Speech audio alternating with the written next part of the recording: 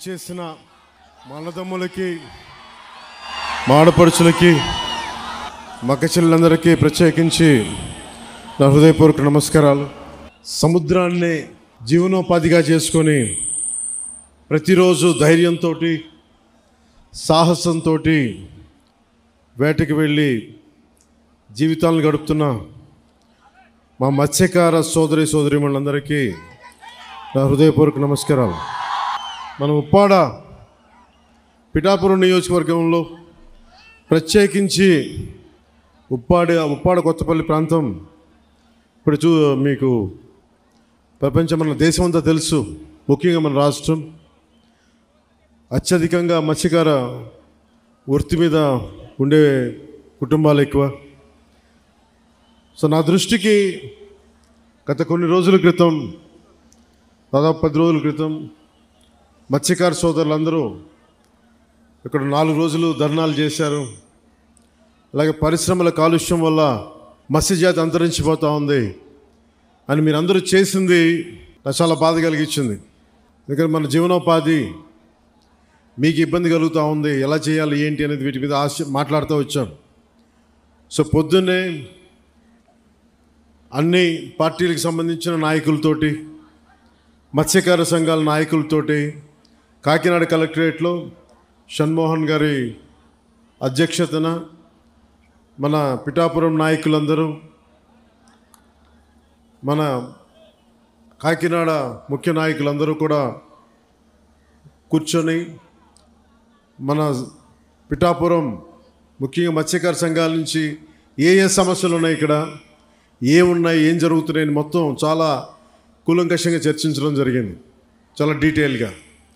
So ఒకసారి ఏం చేశాం, దాని తాలూకు సారాంశం ఏంటి, మీరు లేవనెత్తిన అంశాలకి మీరు నన్ను అఖండ మెజారిటీతో గెలిపించిన మీ పిఠాపురం ఎమ్మెల్యేగా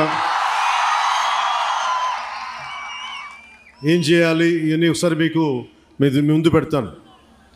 గతంలో నేను చెప్పినట్టుగానే చాలా సందర్భాల్లో ఇక్కడంతా మాట్లాడాం, మీ ఓట్ల గురించి అడిగాం, మీరు మద్దతు ఇచ్చారు, కూటమి ప్రభుత్వం గెలిచింది. సో వీటన్నిటికీ ముందుగా నేను కృతజ్ఞతలు చెప్పుకుంటా ఉన్నాను. దాదాపు 7,193 మత్స్యకార కుటుంబాలు దీనిని చేపలని పట్టడం అనేది ఆధారం చేసుకొని ఉన్నారు.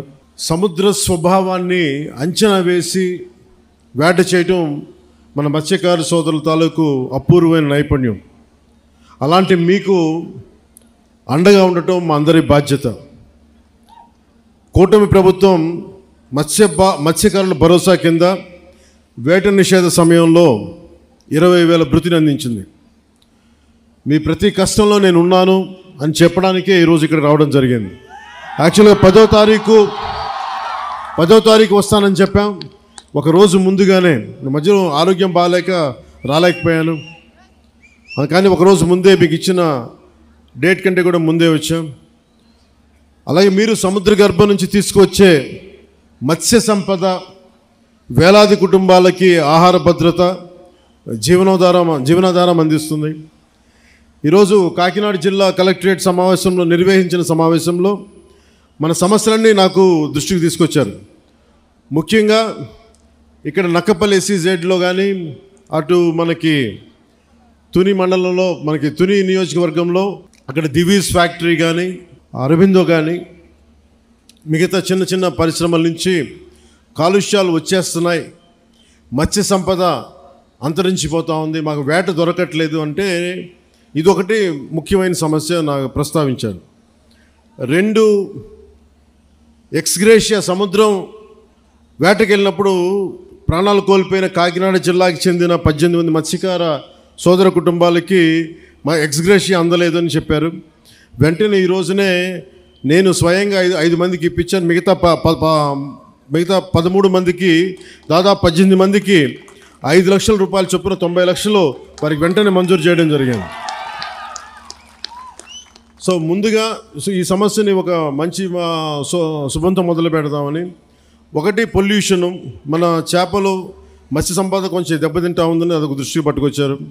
2, మన అమీనాబాద్ హార్బర్లో ఈ డిజైన్ లోపం కారణంగా మనకి రాళ్ళను తాకి దెబ్బలు మనకి పడవలు దెబ్బతింటా ఉన్నాయి, వాటికి వలలకి చిక్కుకుపోయి ఇబ్బంది అయిపోతూ ఉంది.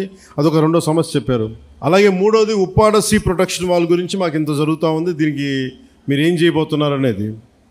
ఇంకొకటి, ఇక్కడ మనకి మత్స్య సంపద దొరకనప్పుడు మేము అంతర్వేదికి కానీ మచిలీపట్నం కానీ మిగతాటి నిజాంపట్నం వైపు వెళ్తూ ఉంటే మాకున్న సమస్యలు, అక్కడ స్థానికంగా ఉండే మత్స్యకారుల సంఘాలతో మాకు గొడవలు వస్తున్నాయి, దీని మీద ఏం చేస్తారనేది ముఖ్యంగా ఈ 3 సమస్యల మీద ప్రస్తావించడం జరిగింది. దీంతోపాటు దానికి అనుబంధ సమస్యలు. సో నేను మీ దృష్టికి తీసుకొస్తుంది ముందుగా ఉప్పాడ సీ ప్రొటెక్షన్ వాల్ గురించి. మేము మీకు మాట ఇచ్చాం, Uppada sea protection wall last time మనం ఇక్కడికే వచ్చాం. అలాగే మనకి సెంట్రల్ నుంచి కోస్టల్ రెగ్యులేటరీ జోన్ అథారిటీ వాళ్ళని పిలిపించాం. సో పిలిపించినప్పుడు మనం పంపించిన ప్రతిపాదన 323 కోట్లతోటి రక్షణ గోడ నిర్మాణానికి కేంద్ర ప్రభుత్వం సానుకూలంగా ఉంది.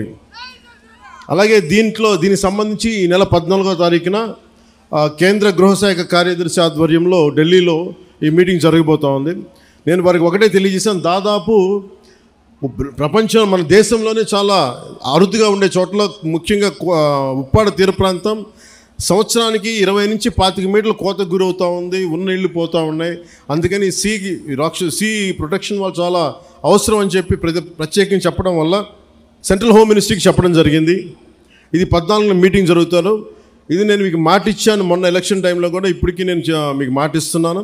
ఆల్రెడీ 14వ తారీఖు అయితే 323 కోట్ల రూపాయలు కాబట్టి ఇలా చేతిలో మంత్రదండం ఉన్నట్టుగా వెంటనే ఇలా నేను చెప్తే అయ్యేది కాదు, ఇది చాలా లేయర్డ్గా జరుగుద్ది. సో మొదట 2 మీటింగ్లు అయినాయి, ఇప్పుడు 3వ మీటింగ్ జరుగుతూ ఉంది. ఖచ్చితంగా నా నమ్మకం 323 కోట్ల రూపాయలు కేంద్ర ప్రభుత్వం మనకు సీ ప్రొటెక్షన్ వాళ్ళకి ఇవ్వబడుతుంది.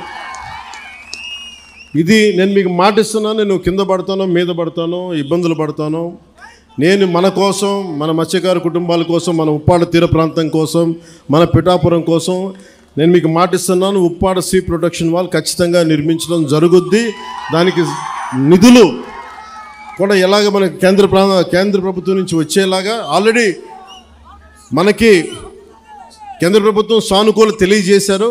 కానీ అది 320 కోట్లు ఇవ్వాలా లేదా 250 వాటి మీద ఊగిసలాడుతూ ఉంది మనకి మాటలు. సో నేనేం కోరుకున్నానంటే 323 కోట్ల రూపాయలు మీరు దయచేసి ఇవ్వండి అని చెప్పి మన సాధక బాధలన్నీ వారికి తెలియజేశాను. అదొకటి. ఇవి కాకుండా రాష్ట్ర విపత్తు నిర్వహణ సంస్థ మరియు మహాత్మా గాంధీ జాతీయ ఉపాధి హామీ పథకం ద్వారా ఉప్పాడ నుండి కొనపాపపేట వరకు వచ్చే ఈ మన 5,65,00,000 రూపాయలతోటి తీర రక్షణ పనులు చేపడుతాం. దాంట్లో భాగంగా పనులు కొంత ప్రారంభమైనవి. సో ఇది మీ దృష్టి కూడా తీసుకొస్తా ఉన్నాం. అలాగే మనకి మత్స్య సంపద వేరే చోట్లకి వెళ్తున్నాం, వీటన్నిటి గురించి మాట్లాడితే. అలాగే మన కొల్లు రవీంద్ర గారితో మాట్లాడాం, ఆయన ఆధ్వర్యంలో నిన్న ఫిషరీస్ వాళ్ళు మీటింగ్ చేశారు మంత్రివర్యులతోటి. అలాగే రాజోల్ ఎమ్మెల్యే శ్రీ వరప్రసాద్ గారిని కూడా ప్రత్యేకంగా అంతర్వేది మత్స్యకార సమావేశాలతో ఏర్పాటు చేశారు. సోదర భావంతో అక్కడ ఫిష్ ల్యాండింగ్కి అక్కడ మత్స్యకారులందరూ మనకి అంగీకరించారు. ఆ మాట కూడా మనం ముఖ్యంగా ఉప్పాడ మత్స్యకారులకి ఖచ్చితంగా మేము అందిస్తాం. కానీ వాళ్ళ రిక్వెస్ట్ ఏమడుగుతున్నారంటే ఆ రింగ్ వలలు వేయొద్దు, మాకు పిల్లలు దొరికేస్తారని అంటూ ఉన్నారు. దాని మీద కొంత తర్జన భర్జన ఉంది, అది కూడా మీకు తెలియజేస్తాం. అది కూడా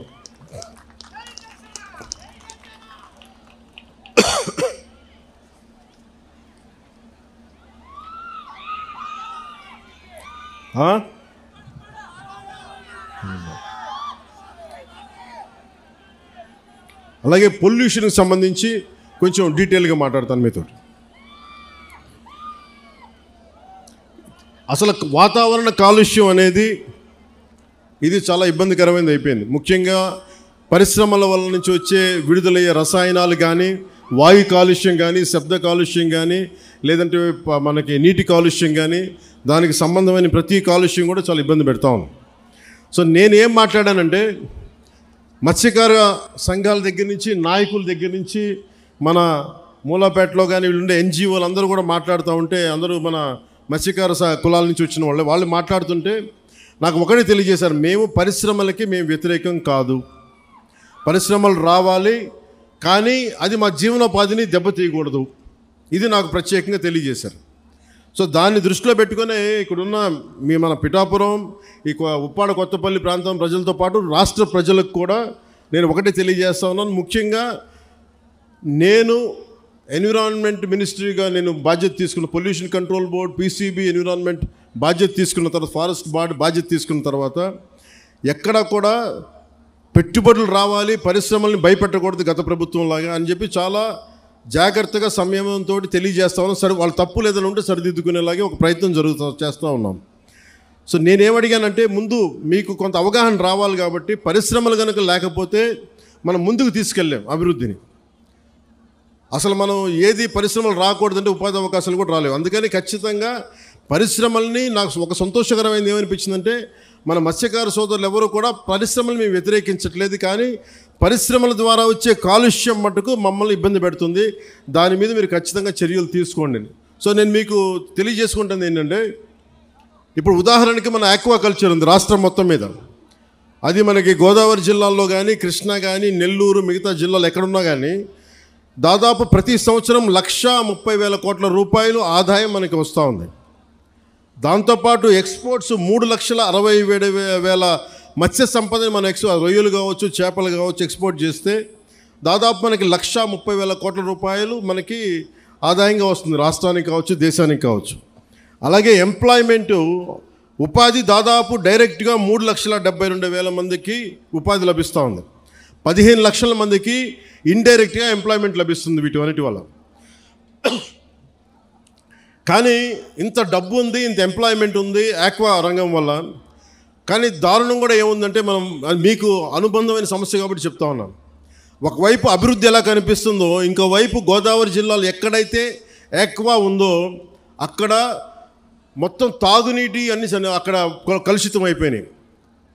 వాటర్ బాటిలే తాగాలి, ఒక ప్లాస్టిక్ బాటిల్లో ఒక మినరల్ వాటర్ కొనుక్కొని తాగాలి.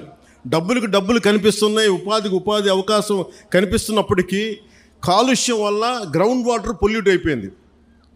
సో ఇది ఒక తప్పనిసరి తద్దినలా అయిపోయింది. అభివృద్ధి కావాలంటే ఎంతో కొంత పొల్యూషను, కానీ మిగతా ప్రాంతాలు వేరు, మనకి కొత్తపల్లి ఉప్పాడ ప్రాంతం వేరు. మీ కష్టాల్లో నేను ఒక సాటి మత్స్యకారుడిగా ఉంటే ఇదే నా జీవనోపాధి ఎలా ఉంటుందో అది నేను మనస్ఫూర్తిగా అర్థం చేసుకొని నేను వారికి ఒకటే తెలియజేశాను. ఒకటి, ఈ నక్కపల్లి SEZ కానీ, ఇప్పుడు వచ్చిన అరబిందో కానీ, దివీస్ కానీ, అటు డెక్కన్, ఇవన్నీ కూడా ఇది మన ప్రభుత్వం వచ్చినప్పుడు వచ్చినవి కావు. ఇవి 2005లో ప్రారంభించిన పరిశ్రమలు. ఇవన్నీ 2005 నుంచి నక్కపల్లి SEZ కావచ్చు, ఇవన్నీ కూడా వైఎస్ రాజశేఖర రెడ్డి గారు ప్రారంభించిన ఇవన్నీ, ఈ కాన్సెప్ట్ ఇవన్నీ. ఇది జనసేన కానీ మిగతా మన పార్టీలు ఎవరు కూడా చేసింది కాదు. ఇది వైఎస్ రాజశేఖర రెడ్డి గారు ప్రతిపాదించింది, ఆయన SEZని తీసుకొచ్చింది. కానీ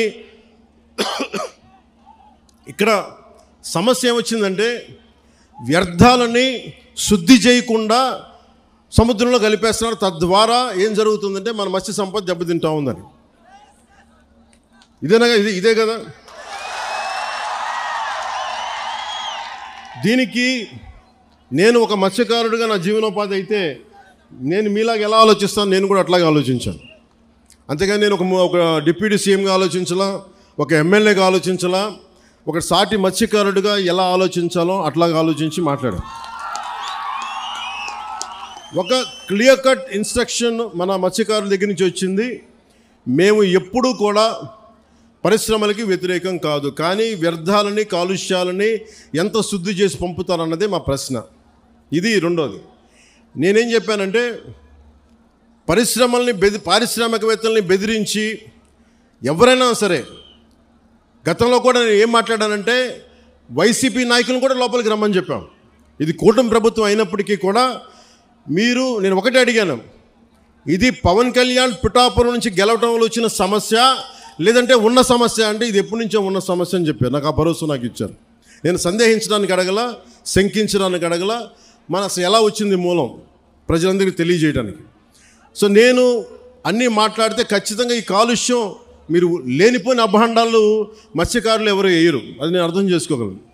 మనం మత్స్యకారులందరూ ఎలా ఉంటాం, కష్టపడతాం, ధైర్య సాహసాలతో సముద్రంలోకి వెళ్తాం, వేటపడతాం, చిన్నపాటి గొడవలు ఉంటాయి, కానీ కక్షలు కారుణ్యాలు పెట్టుకునే జాతులు కావు. మనం గొడవ పడతాం, వేటకెళ్ళేవాడికి కోపం ఉంటుంది, వేటకెళ్ళేవాడికి పౌరుషం ఉంటుంది, అంతేగాని మనం ఎవరిని కూర్చొని ఒకటి పొట్ట కొట్టాలనో ఇంకోట్లా అనుకునేది కాదు. కానీ మన పొట్ట కొడుతుంటే మనకి బాధ ఉంటుంది, మనకి ఆవేదన ఉంటుంది. నేను ఒకటే చెప్పా, సంఘాల నాయకులతో కూర్చొని మాట్లాడుతూ అంటే వాళ్ళు ఒకటే చెప్పారు, మేము ఎన్ని చెప్పినా మీరు వచ్చి కొత్తపల్లి ఉప్పాడలో మీరు పెడితే తప్ప ఈ మన యువత మాట వినరు, దయచేసి ఈ మాట చెప్పండి అంటే, నేను సంఘాల నాయకులందరితో పాటు మత్స్యకార పెద్దలందరితో పాటు చాలామంది యువతను అడిగాను. దాదాపు 8-9 మంది యువతతోనే ప్రత్యేకించి అడిగారు. చెప్తే వాళ్ళు చాలా ప్రోగ్రెసివ్గా ఉన్నారు. వాళ్ళు అడిగింది ఏంటంటే, ఒకటి, ఈ వ్యర్థాలని ఎలా శుద్ధి చేస్తారు, శుద్ధి చేస్తే మేము పొల్యూషన్ కంట్రోల్ బోర్డుని మేము ఎలా నమ్మాలి, వాళ్ళు ఏమో చేయట్లేదు అన్నారంటే, దానికి నేనేం చెప్పానంటే, కలెక్టర్ గారు షణ్మోహన్ గారితో మాట్లాడి నాకు సమయం ఎంత ఇస్తారు ఇవన్నీ చేయడానికి అంటే, నేను 3 దఫాలుగా పెట్టుకున్నాను. ఈ 3 రోజుల తర్వాత మళ్ళీ నేను ఒక పడవ తీసుకొని మీరు ఎక్కడైతే వ్యర్థాలు వస్తున్నాయో, ఎక్కడైతే మన మత్స్య సంపద నాశనం అయిపోతుందని మీరు చెప్తున్నారో వాటిలో ఒకసారి నేను వెళ్ళి చూస్తాను. ఎందుకంటే ఒక మత్స్యకారుడిలాగా వెళ్ళాలి అంటే నేను కూర్చోబెట్టి 4 గోడల మధ్య ఉంటే ఇది నాకు మీరు అది అర్థం అవడం కంటే కూడా పేపర్లు తీసుకొని ఆ రిపోర్ట్ చదవడం కంటే కూడా మీరు లోపలికి వెళ్ళి వేటలో వెళ్తే ఎలా ఉంటుందో అలాంటి పరిస్థితుల్లో మీరు ఏమి అనిపిస్తున్నారో అది చూడటానికి నేను కూడా పడవ తీసుకుని ఒక 2-3 రోజులు తర్వాత ఇక్కడే మన కాకినాడ పోర్టు నుంచే మొత్తం వెళ్ళి ఈ కోస్టల్ లైన్లో ఎక్కడైతే పొల్యూషన్ ఉందనేది మన మత్స్యకారు యువత కానీ నాయకులు కానీ వాళ్ళు చూపించిన ప్రదేశాల మేరకు నేను వెళ్ళి దాని నుంచి నేను స్వయంగా నేను పరిశీలిస్తాను. 1, 2, అసలు పొల్యూషన్ ఆడిట్ చేయమన్నాను. అది దివీస్ కావచ్చు, అరబిందో కావచ్చు, డెక్కన్ కావచ్చు, చిన్న చితక పరిశ్రమలు ఏమున్నాయో. అలాగే నిమ్మకాయల చినరాజప్ప గారు కూడా మాట్లాడుతూ పెద్దాపురం నుంచి ఆయన కూడా ఏమన్నారంటే, సార్ ఇక్కడ ఇది ఒక్క సమస్య కాదు, దాదాపు 27,000 మంది ప్రత్యేకించి ఒక పరిశ్రమ ఉంది పెద్దాపురంలో, అది కూడా కాలుష్యం కాలువల్లో వదిలేస్తున్నారు. ఆ కాలువలు మనం ఉప్పాడ దాకా వచ్చేస్తున్నాయి, కాకినాడ దాకా వచ్చేస్తున్నాయి, మొత్తం పంట పొలాల్లోకి వెళ్ళిపోతుంది ఆ కాలువ, ఆ నీళ్లు. దానివల్ల అదే భూమిలోకి ఇంకిపోయి అదే మనం ధాన్యం కూడా తింటా ఉన్నాం, దానివల్ల ఒళ్ళు కూడా పారైపోతుంది, క్యాన్సరస్ అవుతుంది అనేది. సో నేను పెట్టుకుంది ఏంటంటే, మనకి చాలా ఈ అభివృద్ధితో పాటు మనకు కావాల్సింది ఖచ్చితంగా పర్యావరణ పరిరక్షణ కావాల్సిందే మనకి. దాంట్లో నేను ఎక్కడ కాంప్రమైజ్ అవ్వట్లేదు, దాన్ని ఎక్కడా కూడా నేను మిమ్మల్ని వంచాలని కూడా నేను ప్రయత్నం చేయట్లా. నాకు మీకు కుదరినప్పుడు నేను రాజకీయాలు వదిలేసి వెళ్ళిపోతాను తప్ప, నేను మీ న్యాయం చేయలేనప్పుడు నేను కూర్చోబెట్టి నాకు నిజంగా మీ గుండెల్లో పెట్టుకున్న అభిమానం కంటే కూడా నేను పదవులుగా నేను ఏం చూడను. కాకపోతే ఈ పదవి ఉన్నది చాలామందితో కూర్చొని సామరస్యపూర్వకంగా ఎలా పరిష్కారం చేయాలి అన్నదే నా తపన. సో నేనేం చెప్పానంటే, ముఖ్యంగా నేను చెప్పింది ఏంటంటే, అసలు ఎంత పొల్యూషన్ జరుగుతుంది ఆ ఆడిట్ని ఒకసారి చేయమని చెప్పాం. ఆడిట్ చేద్దాం, అసలు ఎంత కాలుష్యం ఉందనేది చెప్తే అందరూ అడిగారు. షణ్మోహన్ గారు మొత్తం సంఘాల నాయకులందరితో మాట్లాడి, అక్కడ ఉన్న యువతతో కూడా మాట్లాడి, ఈరోజు దాదాపు 100 మంది పైగా వచ్చారు. వాళ్ళందరితో మాట్లాడి మీ ప్రతినిధులుగా మేము అడిగింది ఏంటంటే, షణ్మోహన్ గారు, కలెక్టర్ గారు, కనీసం మాకు 100 days టైం ఉంటే దీని మీద యాక్షన్ ప్లాన్ చేద్దామని ఒకసారి, అంటే ఎలా చేద్దాం దీనికి సంబంధించి. ఎందుకంటే మీరు బోట్లు దెబ్బతినకూడదు, మీకు మీ వేటకి ఇబ్బంది పడకూడదని దీనికి ఏం చేయాలంటే ఒక ప్రాపర్ యాక్షన్ ప్లాను, ఒక 100 రోజుల సమయం అని అడిగాం. సో మిమ్మల్ని కూడా నేను ప్రతిపాదిస్తుంది, మిమ్మల్ని అభ్యర్థిస్తుంది, మీ అందరినీ వేడుకుంటుంది. మాకు కనీసం ఒక 100 రోజుల సమయం కనుక మీరు ఇస్తే దీనికి ఒక రోడ్ మ్యాప్, ఒక ప్లాన్ క్రియేట్ చేసి మీ ముందు పెట్టి మీ అందరి అనుమతితోటే మనకి ఉపాధి అవకాశాలు ఉంటూనే మనకి కాలుష్యాన్ని ఎలా నివారించాలి అన్న దాని మీద నా ప్రణాళికకి నాకు కనీసం ఒక 100 రోజుల సమయం కావాలి. ఆ 100 రోజుల సమయాన్ని మిమ్మల్ని ఇమ్మని నేను ఆర్థించడానికే నేను ఈరోజు మీ ముందుకు వచ్చాను. నాకు ఒక 3 నెలల నుంచి 100 రోజుల సమయం కావాలి. సో మీరు ఆ 100 రోజుల్లోపు నేను ఒక రోడ్ మ్యాప్, ఒక పరిష్కార మార్గం, అవసరమైతే దీన్ని క్యాబినెట్లో మాట్లాడతాం, లేదంటే అసెంబ్లీలో కూడా మాట్లాడి మీకు న్యాయం జరిగేలాగా నేను ముందుకు తీసుకెళ్తాను. మీ అందరికీ నేను మనస్ఫూర్తిగా నేను మీకు తెలియజేసుకున్నాను. సో నాకు 3 నెలల సమయం మిమ్మల్ని, ఇది ప్రజాస్వామ్యం, నేను 4 గోడల మధ్య కూర్చొని నేను అడగట్లా. నాకు ఒక 100 రోజుల సమయం కావాలి. ఏం చేద్దాం చెప్పండి, అవునా కాదా? 100 రోజులు సమయం ఇస్తున్నారా నాకు? ఇస్తున్నారా? 100 రోజులు సమయం ఇస్తున్నారా లేదా నాకు చెప్పాలి. అలా కుదరదు నాకు. ఎందుకు చెప్తా, మీరు 100 రోజులు సమయం ఇవ్వకపోతే, మీరు 100 రోజుల సమయం ప్రాక్టికల్గా మీరు ఆలోచించండి. 100 రోజుల సమయం ఇవ్వకపోతే, ఎందుకంటే రాత్రికి రాత్రి పొల్యూషన్ ఏం జరుగుతుందో మనం ఆడిట్ చేయడానికి కూడా చాలా టైం పడుతుంది. ఆడిట్ చేసిన తర్వాత వ్యర్థాలు ఉన్నాయి అంటే వీళ్ళకి ఎందువల్ల వ్యర్థాలని విడుదల చేస్తున్నారు. ఎందుకంటే మీరు 4 రోజులు ధర్నా చేస్తే 5వ రోజు పరిష్కారం నిజంగా రాదు. ఎందుకంటే దీని వెనక చాలా ఉన్నాయి. పరిశ్రమలు మనం ఇచ్చింది కాదు, వైసీపీ నాయకులు ఇచ్చింది. వైసీపీ నాయకులు ఇచ్చిన పరిశ్రమలు మన కూటమి ప్రభుత్వం వచ్చిన తర్వాత వచ్చిన పరిశ్రమలు కాదు. సో అందుకని అలా అని చెప్పి వాళ్ళలాగా భయపెట్టి పారిశ్రామికవేత్తలను భయపెట్టి పారిపోతే అది దేశపరంగా ఇంకోలాంటి సంకేతాలు వెళ్తాయి, అదో ఇంకో సమస్య ప్రారంభమవుద్ది. సో మేము ఆలోచిస్తుంది వయా మీడియాగా మధ్యలో పొల్యూషన్ రాకుండా, మన మత్స్య సంపద చనిపోకుండా ఎలాంటి పరిష్కారం వెతకాలి. అలాగే ఓఎన్జీసీ వాళ్ళు మనకి కొంత కాంపెన్సేషన్ పే చేస్తూ ఉన్నారు, ప్రతి నెలకైనా అడుగుతూ ఉన్నారు. అది మేము పెట్టే ప్రతిపాదన కలెక్టర్ గారితో సంబంధిత మంత్రివర్గంతో మేము అడుగుతుంది. ఈ ఎక్కడైతే ఎఫెక్ట్ అవుతూ ఉన్నారో వాళ్ళకి సంబంధించి ఆ పరిశ్రమలు కానీ పారిశ్రామిక యాజమాన్యంతో మాట్లాడి వాళ్ళు ఎంతవరకు చేయగలరు, ఒకవేళ కాంపెన్సేషన్ ఇవ్వగలరా, నెలకి ఇవ్వగలరా, లేదంటే 1 టైం సెటిల్మెంట్ చేయగలరా, ఇవన్నీ మాట్లాడాల్సిన అవసరం ఉంది, మాట్లాడాల్సిన పరిస్థితి ఉంది. అది మీకు అంటే ఇవన్నీ చేయడానికి నాకు కనీసం ఒక 3 నెలలు సమయం కావాలి. 3 నెలల సమయం తర్వాత ఖచ్చితంగా ఒక పరిష్కార మార్గానికి తీసుకొచ్చి, ఇది ఎందుకంటే పిఠాపురం మోడల్, ఈ పొల్యూషన్ మోడల్ రాష్ట్రం అంతా అప్పీల్ అవుతుంది, అప్లై చేయాల్సిన పరిస్థితులు వస్తూ ఉన్నాయి. ఎందుకంటే పరిశ్రమలు రావాలి. ఉదాహరణకి మీకు భీమవరం దగ్గర ఆక్వా పార్క్ ఉంది. ఆక్వా పార్క్ పెడితే ఏం జరిగింది, అక్కడ కూర్చోబెట్టి రాత్రి గొడవలైనవి. కానీ ఆక్వా పార్క్ పోలీసులు ఛార్జ్ చేశారు, కేసులు పెట్టారు, కానీ పరిష్కారం దొరకలా. మనకు అలాంటి పరిస్థితులు రాకూడదు. నేను ఒకటే చెప్పాను, జనసేన నాయకులకు కావచ్చు, ఇంకే నాయకులకైనా కావచ్చు, ఎవరైనా సరే ఈ కాలుష్యాన్ని అర్థం చేసుకొని దీని మీద ఒక మీకు కథ చెప్పేవాళ్ళు కావాలంటే ఈ రోజుకి మీకు కూర్చోబెట్టి ఆకాశాన్ని తెప్పేస్తా, 3 రోజులు అయిపోతుంది సమస్య, నేను మాట చెప్పేయగలను. నేను మిమ్మల్ని కూర్చోబెట్టి మీ చేత చప్పట్లు కొట్టించుకొని వెళ్ళిపోగలను, కానీ ఏం చేయను. అలా కాకుండా నేను 3 నెలలు ఎందుకు సమయం, 100 రోజుల సమయం ఎందుకు అడుగుతున్నానంటే, చాలా త్రికరణ శుద్ధిగా ఒక మీ సాటి మత్స్యకారుడు ఎంత కష్టపడుతుందో అర్థం చేసుకొని దాన్ని ఉద్దేశంలో పెట్టుకొని మాట్లాడుతున్నాను. అందుకని నాకు మీకు ఒకటి చెప్తున్నాను, నిజం కురచ బొంకు పొడవ అంటారు. అంటే అబద్ధం చెప్పడానికి ఇంత చెప్తాం, అసలు మేమేం చేయగలం అని చెప్పట్లా.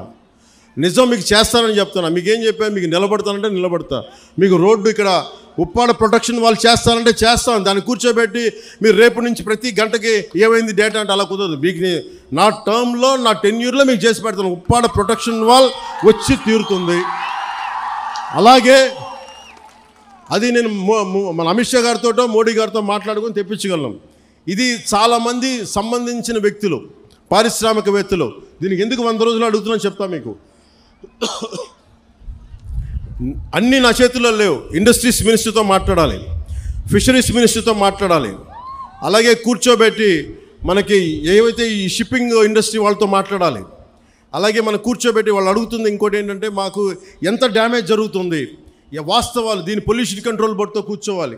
ఇవన్నీ కూర్చొని చేసే వరకు అందుకు నాకు ఒక చాలా కలెక్టర్ గారు కూడా మీకు షణ్మోహన్ గారు తెలుసు, పాపం ఎంత కష్టపడి చేస్తూ ఉన్నారు మనందరి కోసం, పిఠాపురం అభివృద్ధి కోసం. మన పాడా యాక్ట్ మన చేసాం, మనకి డెవలప్మెంట్ బోర్డు పెట్టాం పిఠాపురంకి. ఇన్ని సంవత్సరాలు ఎప్పుడు జరగల. అందుకని మీరు నా మీద నమ్మకం ఉంచి మీరు రోడ్ల మీదకి వచ్చి మీరు గొడవలు చేస్తే నేను వస్తా, మీరు తిడితే నేను పడతా. మీరు మీ ఇంట్లో కుటుంబ సభ్యుని కాదు ఇంకెవరిని తిడతారు, బయట ఉండి తిట్టరు కదా. నేను ఎమ్మెల్యే అంటే ఏదో కూర్చోబెట్టి నేనేదో కిరీటాలు పెట్టుకొని నేనేం లేను.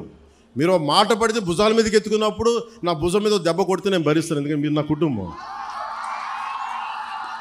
మీ చేత తిట్లు తింటాం ఇవన్నీ నాకు అవసరమా లేదా నేను ఆలోచించట్లా. నాకు మన మత్స్యకారులు అంటే ప్రేమ కనుక నేను మాట్లాడుతున్నాను, మన సోదరులు అంటే ప్రేమ నాకు. కానీ మన జీవనోపాధి దెబ్బ తినకూడదు, జీవనోపాధి ఈ సమతుల్యత కోసం కూటమి ప్రభుత్వం ఒక ఉన్నత స్థాయి కమిటీని కూడా ఏర్పాటు చేసింది. అందుకే నాకు ఆ సమయం ఇవ్వాలని మీకు మనస్ఫూర్తిగా కోరుకుంటూ ఒకటి చెప్పాను, పారిశ్రామికవేత్తల్ని ఎవ్వరు కూడా రాజకీయ నాయకులు దయచేసి మీకు న్యాయం చేస్తామని చెప్పి మిమ్మల్ని ఎగదోసి పబ్బం గడుపుకుంటే మీరు దయచేసి అలాంటి వలలో పడకండి. అది రైట్ అవ్వదు. మనం ఏమవుద్ది, పారిశ్రామికవేత్తలు బెదిరిస్తే మీకు పర్మనెంట్ సొల్యూషన్ రాదు. మీ అందరికీ తల 10,000 25,000 పడేసి నాయకుల కింద ఇచ్చేసి చేతులు దులుపుకొని వెళ్ళిపోతాను. నేను అలాంటి చేయడానికి రాలా, అలాంటివి నేను చేయను. అవసరమైతే ఉప్పాడలోకి వచ్చి మీ చేత తిట్లు తినడానికి సంసిద్ధంగా ఉంటాను తప్ప నేను అలాంటి బ్యాక్ డోర్ పనులు నేను చేయను. సో అందుకని మీ అందరికీ మీరు నా మీద నమ్మకంతో ఉండండి. నేను మళ్ళీ 2 రోజుల తర్వాత 3 రోజుల తర్వాత కరెక్ట్గా నేను మళ్ళీ వచ్చి ఒకసారి పొల్యూషన్ నేను చూసి మీకు ప్రతి 10 రోజులకు ఒకసారి నేను మీరు ఒక కమిటీని ఏర్పాటు చేయండి. నేను అది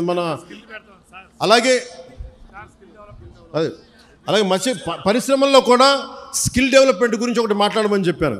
ఉపాధి అవకాశాలు ఇవన్నీ కూడా నేను మాట్లాడతాను. కాకపోతే ఇది ప్రిలిమినరీ మీటింగ్, మొదటి మీటింగ్ ఇది. నేను ఇక్కడికి వచ్చింది, మీరు భయపడకండి, మీ సమస్యని సంపూర్ణంగా అర్థం చేసుకున్నాం. ఒక డిప్యూటీ సీఎంగా కాదు, ఎమ్మెల్యేగా కాదు, మీలో ఒకటిగా నేను ఉన్నాను అని చెప్పడానికి వచ్చాను ఇక్కడికి. అందుకని 3 రోజుల తర్వాత వచ్చి మీకు time to time deputy CM పేషీ నుంచి మీకు మీడియా దగ్గర నుంచి మన నాయకుల కూటమి నాయకుల దగ్గర నుంచి అందరి తరపున మీకు తెలియజేస్తాం. ఏమాత్రం మీకు కోపం ఉన్నా తాపం ఉన్నా మీరు దెబ్బలు తినడానికో మీ చేత తిట్లు తినడానికి నేను సంసిద్ధంగా ఉన్నాను. నేను ఎక్కడికి పారిపోను, ఇక్కడే ఉంటాను. ఇది మన నేల, ఇది మన ఊరిది, మనం ఎక్కడికి పారిపో, ఇక్కడే ఉంటాం. సో మనస్ఫూర్తిగా మీ అందరికీ ఈ భరోసాతోటి మీరు నాకు ఒక 3 నెలలు సమయం ఇవ్వండి. మళ్ళీ 10 రోజులు ఇంకొక 2-3 రోజుల తర్వాత మళ్ళీ వచ్చి మొత్తం తిరుగుతాను తెలియజేసుకుంటూ సెలవు తీసుకున్నాను. జై జనసేన, జై హింద్. హాయ్ అండి, నేను మీ కార్తికేయ. టీఎఫ్సీసీ లైవ్ ఛానల్ని లైక్ చేయండి, షేర్ చేయండి, సబ్స్క్రైబ్ చేసుకోండి. This is Nikhil. టీఎఫ్సీసీ ఛానల్ని ఎంకరేజ్ చేయండి, లైక్ చేయండి, subscribe. Hello, this is heroine Alekhya Angel. TFCC live ఛానల్ని లైక్ చేయండి, షేర్ చేయండి, సబ్స్క్రైబ్ చేయండి. టీఎఫ్సీసీ ఛానల్ని లైక్ చేయండి, షేర్ చేయండి, సబ్స్క్రైబ్ చేయండి. నేను మీ హీరోయిన్ మౌర్యాని. Thank you. అందరికీ నమస్కారం, నేను మీ Geetha Madhuri. TFCC live like చేయండి, షేర్ చేయండి, సబ్స్క్రైబ్ చేయండి. హాయ్ అందరికీ నమస్కారం, నేను మీ Madhupriya. Please like, share, subscribe to TFCC live. Please subscribe TFCC channel like చేయండి, షేర్ చేయండి. టీఎఫ్సీసీ ఛానల్ని లైక్ చేయండి, షేర్ చేయండి, సబ్స్క్రైబ్ చేయండి. Hi, please subscribe TFCC. Hello, this is your all supplicants. Please do subscribe TFCC live channel. Thank you so much. Please do subscribe to TFCC live channel and like, share and subscribe చేయండి. హాయ్, నేను మీ Vijay Shankar. TFCC channel do subscribe, like చేయండి, share చేయండి. Thank you. నమస్తే, నేను మీ Karthika. TFCC ఛానల్ని షేర్ చేయండి, లైక్ చేయండి, సబ్స్క్రైబ్ చేయండి. అందరికీ నమస్కారం, I'm your favourite actress Ankita Maharana. Like చేయండి, షేర్ చేయండి, సబ్స్క్రైబ్ చేయండి. TFCC live, love you all. TFCC live ఛానల్ని లైక్ చేయండి, సబ్స్క్రైబ్ చేయండి. అందరికీ నమస్కారం. టీఎఫ్సీసీ లైవ్ లైక్ చేయండి, షేర్ చేయండి, సబ్స్క్రైబ్ చేయండి. నీ heroine Srujitha Ghosh. Thanks to all of you. Hi, నేను మీ లావణ్య. మన టీఎఫ్సీసీ లైవ్ ఛానల్కి సబ్స్క్రైబ్ చేసుకోండి. అలాగే ఇందులో అప్లోడ్ చేసే ప్రతి వీడియోను లైక్, షేరింగ్గా కామెంట్ చేస్తూ ఉండండి. అలాగే ఇక్కడ కనిపించే ఈ బెల్ ఐకాన్ని మీరు ఇలా క్లిక్ చేసినట్లయితే ఇందులో అప్లోడ్ చేసిన ప్రతి వీడియో నోటిఫికేషన్స్ మీకు వచ్చేస్తాయి. Hi, this is Poojitha. Please subscribe to TFCC YouTube channel. Hi అండి, నేను మీ అనుశ్రీ. మన టీఎఫ్సీసీ లైవ్ ఛానల్ని లైక్ చేయండి, షేర్ చేయండి, అలాగే సబ్స్క్రైబ్ చేయండి. ఇది TFCC live, like, share, subscribe చేయండి. Zia Noorin Shari. Bye. Please subscribe to TFCC. హాయ్, నేను మీ Saptagiri. Please subscribe TFCC. Hi everybody, యూట్యూబ్లో సబ్స్క్రైబ్ చేయండి, వ్యూ చేయండి, ఫాలో చేయండి for all news about Telugu film.